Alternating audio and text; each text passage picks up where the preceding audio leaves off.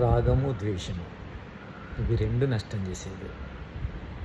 ప్రతి దుర్మార్గం వెనుక రాగమో లేదా ద్వేషమో ఉంటుంది.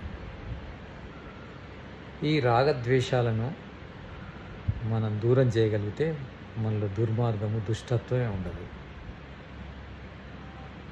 రాగము అంటే విపరీతమైన కోరికలు, ద్వేషము అంటే విపరీతమైన కోపము.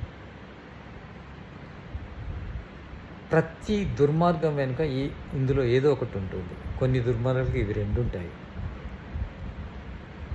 కనుక రాగము, ద్వేషము ఉండకూడదంటే మనలో జ్ఞానం ఉండాలి. జ్ఞానం మాత్రమే రాగద్వేషాలను తగ్గిస్తుంది. రాగద్వేషాలను తగ్గించడానికి ఇంకొక మార్గం లేదు. రాగద్వేషాలనే దహింపజేయడానికి ధ్యానం పనికొస్తుంది.